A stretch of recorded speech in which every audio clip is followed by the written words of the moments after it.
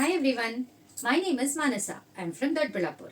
I'm here to tell you a small story on a young boy called Nachiketa. His parents were Uddhalaka and Vishwavarada Devi. Uddhalaka was a very angry sage, Rishi. He was very good. One day, Uddhalaka decides to do a sacrifice for himself.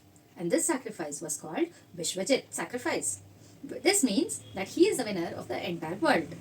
The conditions under this sacrifice was not to get angry and also to donate everything that he had loved. So once he decided to do this sacrifice, he also decided to donate all the loving cows that he had. Nachiketa was also in this sacrifice. Once all the performances were done and it was the time to donate the cows, the young boy observes that all the old cows which were almost to the death and could not even survive for themselves, could not drink even water, and they were very, very old. All such cows were coming out of Goshala. And these were the cows which his father was supposed to donate it to the donors, to the people who were in need of these cows. Now Nachiketa, who was a young boy, he was very good in knowledge and he also knew that donating such useless cows to the people is a very big sin. He questioned himself why was his father doing such an act.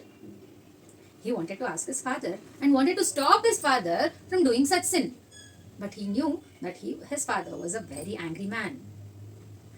But still, he thinks out of his wisdom and he goes to his father and softly in a low voice asks him, Father, you love me also, right? You're doing the sacrifice to donate all the things that you love. He actually wanted to stop his father from donating these cows and stop doing the sin. So he slowly diverts the situation and asks, since you love me also, to whom do you want to donate me? Father kept quiet even though he heard this. Then Nachiketa did not stop with this.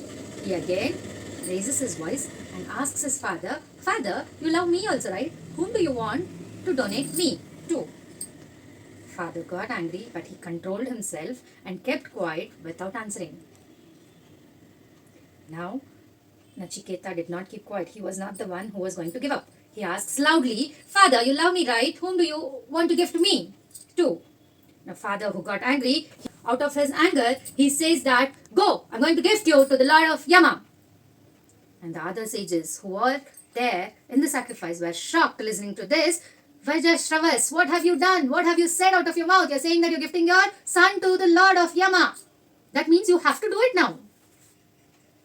He was sad and his wife was out of tears. They didn't know what to do. They didn't wanted to lose their son, apart their son. But now since he took out from his mouth that he's going to gift his son to the Yama, and he had to do this.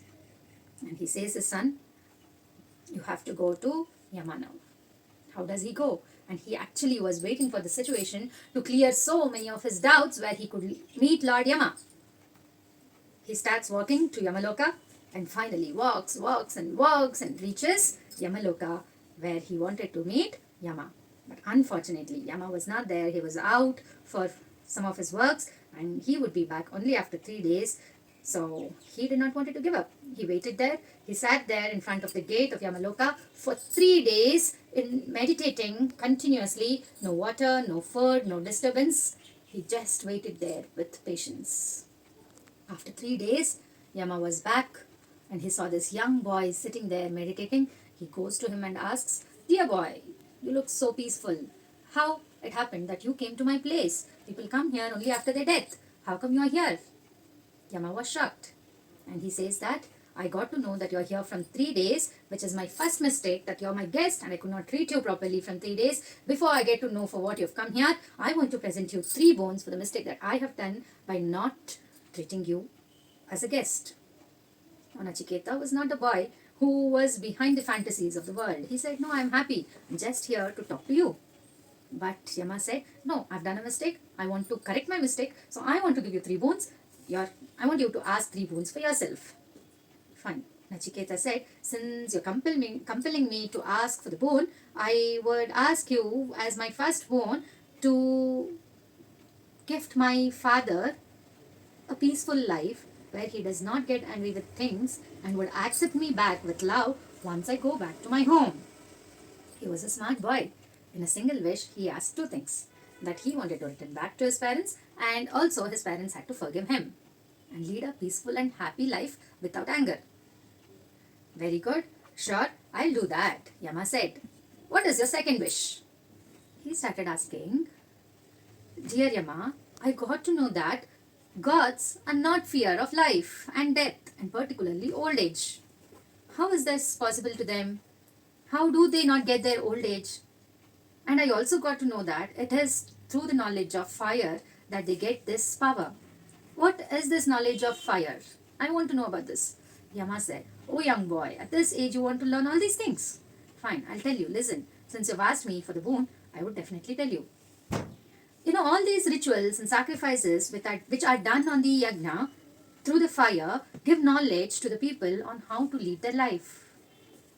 This is the knowledge of fire, and he starts explaining everything that comes under the knowledge of fire.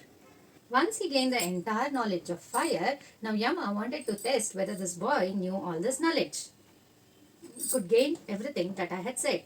So he will ask Nachiketa, can you tell me what you heard from me right now? And this young boy started explaining everything in return to Yama, and Yama was shocked.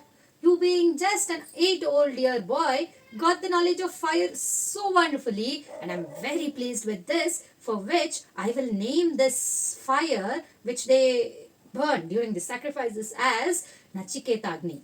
Now tell me, what is your third boon? Nachiketa said, I want to know what happens after death and before we are born. Yama was shocked. My dear boy, you're such a young boy, and if I tell you all the story behind this, it is difficult for you to remember. Why don't you ask me for some money or some happiness or pleasure or for a long life where you could live for thousands of years? Why do you want to know all these complicated things which even the gods are not clear? Nachiketa was not the boy who's going to give up. He was a determined boy, and he wanted to know what happens after death. Now, Yama was compelled to tell and explain about Atma Vidya, which is also called as self-knowledge. He explained all the things, saying that, yes, there is death, and death is for your body and not for the Atma which is inside your body. You lead a life which is like a chariot, your body is a chariot, and your Atma is the rider of the chariot. And this Atma is important to be in a right way. The mistakes that you do in your life, the sins that you do in your life will be punished, and everything good that you do will be blessed. Once you do the mistakes, you start going away from the God, and you keep doing good things, particularly believing in God and showing your bhakti towards your God, your devotion towards your God. You're becoming closer and closer to the God, and once you die, the death is for your body and not for the Atma. Based on the deeds that you've done, your Atma goes to God, that is heaven. And if you've done bad deeds, you do sin, your Atma goes to hell, where it again gets many punishments and it takes rebirth and enters into another body. So this is the cycle of the life. This is self-knowledge, which is a complicated topic and takes a lot of time for everyone to understand. But you, being a young prodigy, you could understand things in a great way, and these topics would be made clear to the other people only who can get the entire knowledge for themselves thoroughly. In this way, Nachiketa at his young age showed his wisdom with his father and also to Yama. This was the story of the young boy Nachiketa, which comes in Kathopanishad. Thank you.